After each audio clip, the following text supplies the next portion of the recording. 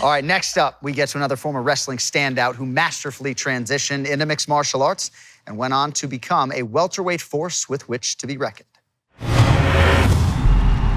In July of 2015, an Ultimate Fighter prospect would make the walk to the biggest stage in all of MMA, with the hopes of earning a life-changing contract with the UFC. That, of course, was only the beginning for one Kamaru Usman. Usman may be able to finish this. That's it! Kamaru Usman comes up huge! After winning the 21st season of The Ultimate Fighter, Usman became a nightmare for all comers in the welterweight division. There is the finish! This dude is terrifying. 170s, get ready, I'm a problem. He's a real threat in this welterweight division. In the first 7 years of his UFC career, he compiled a flawless 15-fight win streak, breaking George St. Pierre's welterweight record for most consecutive wins in the octagon. And there is a new record holder, Kamaru Usman.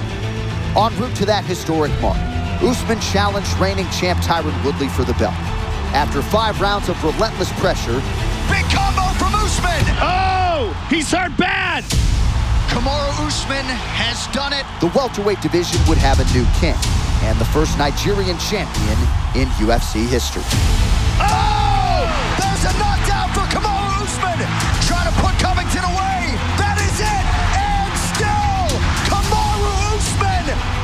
Within the next 3 years, Usman successfully defended his belt 5 times. Twice against Jorge Gamebred Masvidal, including a 2021 performance in front of the first full-capacity crowd since the COVID-19 shutdown, which earned him Knockout of the Year honors. Oh! Kamaru Usman with a huge shot! Still undisputed! The best welterweight in the world! Usman slept him. He is Nigerian, and he has been an absolute nightmare for all opposition. Oh! And that will do it! Holy smoke! Put some respect on our name! Undeniably, Kamaru Usman has earned his respect and forever etched his name in the annals of UFC history.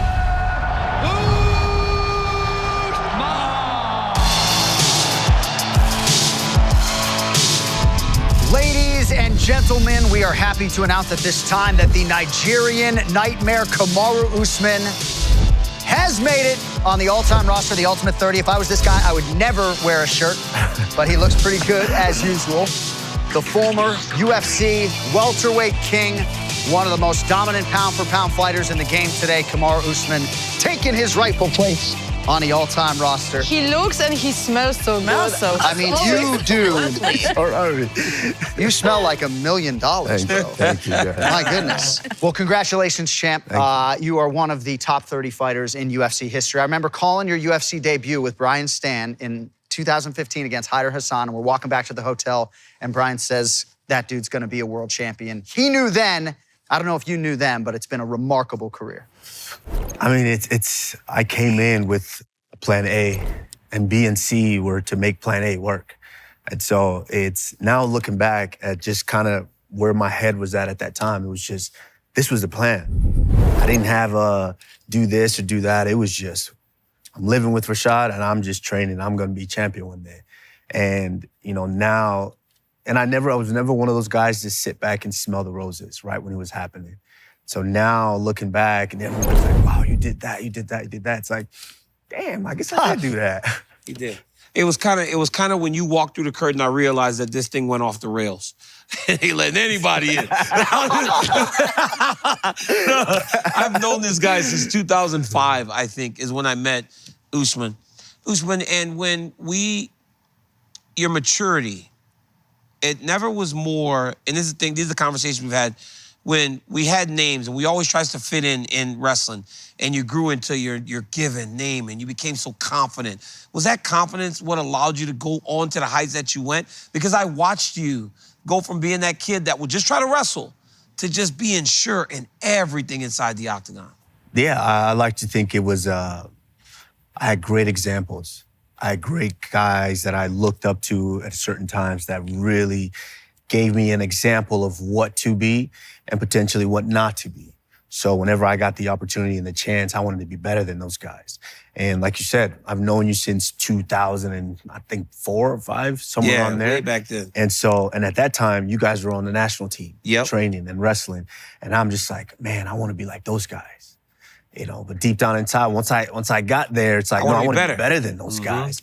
And then also coming into the sport and having a mentor like Rashad Evans, and I'm just like, Rashad's the man. But one day I want to be better than that. Yeah.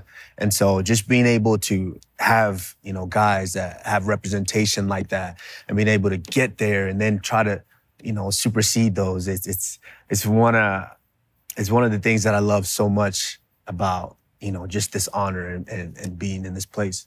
Kamaru, what was it about that journey that let you know that you were doing it right? I mean, I'm assuming winning fights, but was there a point in your career when you're like, you know what, I'm going to add something, I'm going to do something, I'm going to change, I'm going to make an adjustment so that I can stay on this course? Yeah, definitely. There's, going all the way back to my athletic career, when I started wrestling, my first day I got whipped, pretty bad by a girl.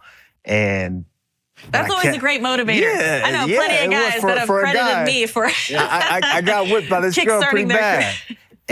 But I kept coming, I kept showing up. And I kept showing up and I kept showing up until one day I learned something. I hit a move. It's like, oh, I learned that move. And so with MMA, I was that wrestle guy. When I first moved down to Florida with Rashad Evans and the guys and the Black Zillions and the team, I was the wrestle guy. Yeah. So whenever someone had to fight a wrestler, they just threw me in there. It didn't matter if they were a 25-pounder or heavyweight. It's like, that's the wrestle guy. You go train with the wrestle guy. I used to dread sparring days because I knew everybody was going to pick me because they were going to say, it's stand-up day, so no takedowns. You can't take these guys down. And they were just going to beat the crap out of me. And they did that. They terrorized me for about 2 years. And then there was a moment one day to where we're sparring, but I was just like, I'm okay. I'm okay with the pain of being kicked. I'm okay with the body kicks and the leg kicks. I was just okay with it. And I had a teammate who, I don't want to mention his name, but a very, very good guy, exciting, very, very tough fighter. And he has a fight coming up. Oh, yeah, it's Gilbert Burns. It's not Gilbert Burns, by the way. Process elimination. So the guy's just wailing on me, and he's going, and then it was just like, I was okay with it. I'm covering up and covering up and covering up. Obviously, having the Dutch kickboxing coach, I learned how to just cover up, and then I just hit him with a smooth combination, and I realized I hurt him. And it was at that moment I was just like, it's not that bad. As long as I stick with it, as long as I keep showing up, and as long as I continue to improve each and every day, I'm gonna get somewhere in this. And then, of course, I start winning fights, and it's like, maybe this could actually work. Yeah. So who was it? Michael Johnson switching on the camera? I know. Changing it up at that point in the game, what was that like for you? I enjoyed it because wrestling got me to the dance. I can't throw that to the wayside. It was a safety blanket for a long time because if I could take these guys down and I could hold them down and punch their face where they can't punch me, I'm gonna do that and I'm gonna win these fights. and so I did that for a while and I was doing that, but I put so much time in with Henry Hooft, and Henry was my longtime coach. I still work with Henry. And I think I was about maybe 5 fights deep in the UFC, and I was just like, I can strike, but these guys really haven't seen it. To where not. The one thing that I always do when I go back home is I watch my fight back immediately. So I'm watching the fights, and there's just really not a lot of stand-up because it's so easy for me to, I felt it was easy for me to take these guys down and just beat them up. But of course, I want to watch myself hitting guys too. So I'm just like, you know what? Let's get uncomfortable. Let's just stay in here. And I think it wasn't until I went to Brazil with Wale Alves, who's a dangerous striker at the time, and I just was able to stay in there, stay calm, and just dominate him on the feet with the stand-up. So it just gave me the confidence. I'm like, well, I could do this. Why don't I just, start to do this? Because this sport is not just about winning. It's also about entertaining the fans all around the world. So, Kamaru, I mentioned when you came out here that after your UFC debut, Brian Stan, my broadcast partner at the time, suggested that you were going to become a world champion. 4 years later, in 2019, you get your first championship opportunity against Tyron Woodley, and it seemed like even for 2 years prior, the only thing that was keeping you from becoming the champion was just getting a title fight. Yeah, it's I would have to say, mentally, this was probably the most relaxing fight I ever had. And I say that only because I felt like I have prepared for this moment in my head at least 2 years prior. And so it was just, once I got that opportunity, I was just like, is this, no, to be honest with you, the whole time, and you would see it after each round, I was walking back to my corner.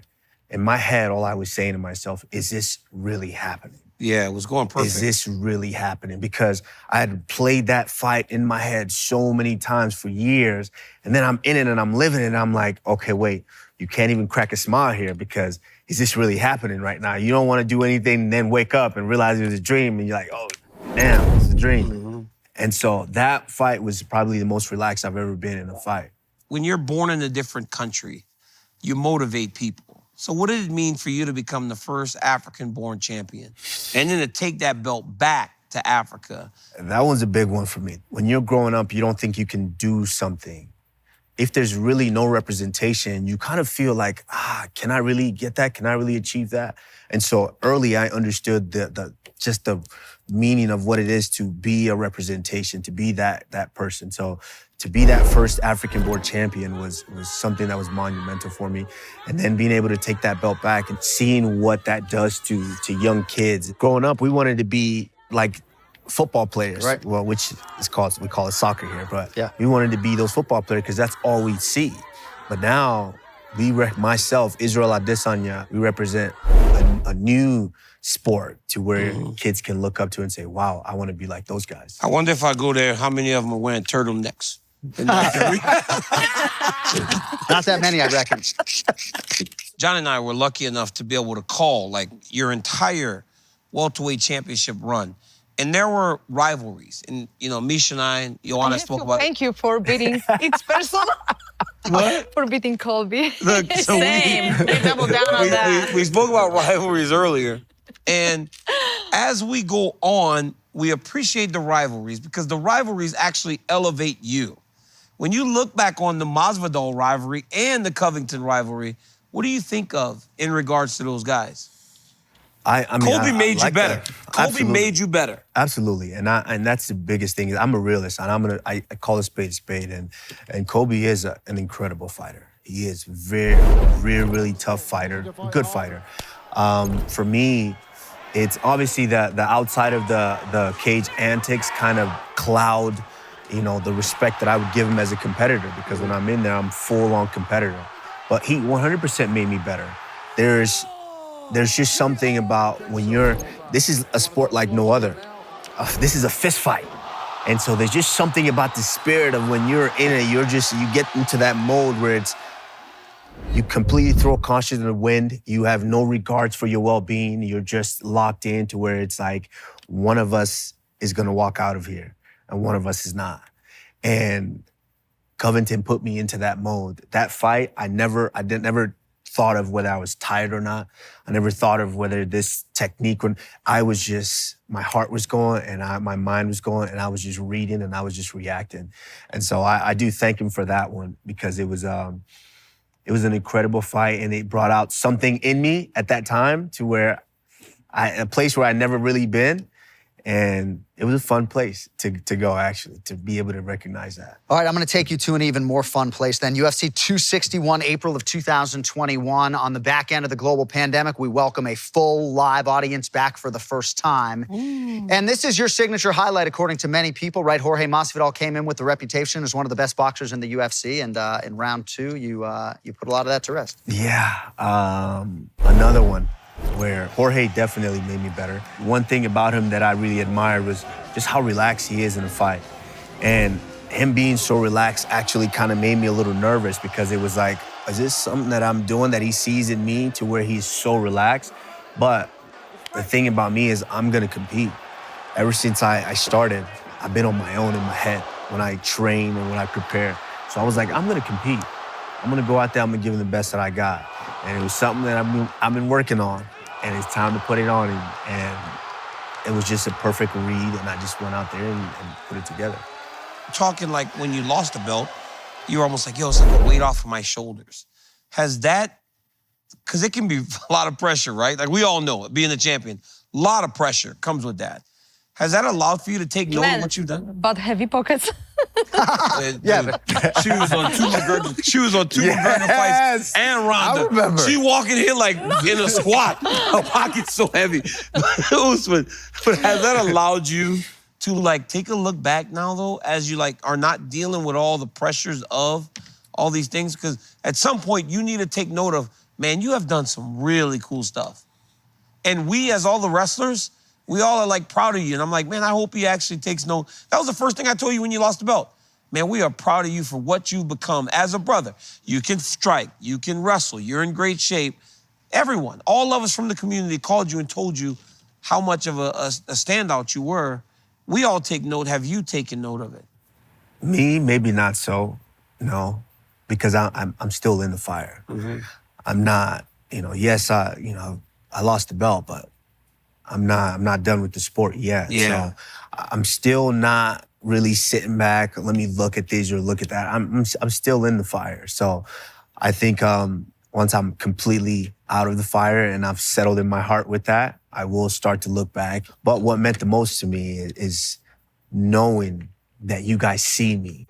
Because when I'm coming up, I'm looking at you guys. I'm like, man, that Daniel Cormier, that DC guy, I want to be good wrestling like that guy. To know that those guys see me is what means the most to me right now. And there's always pressure on a fighter of your status, right? One of the greatest welterweights of all time, and defending your spot, I guess, on the all-time roster the next time you compete. Always graceful and classy. We appreciate your time. Kamaru Usman, the Nigerian Nightmare, making his way to the Ultimate 30.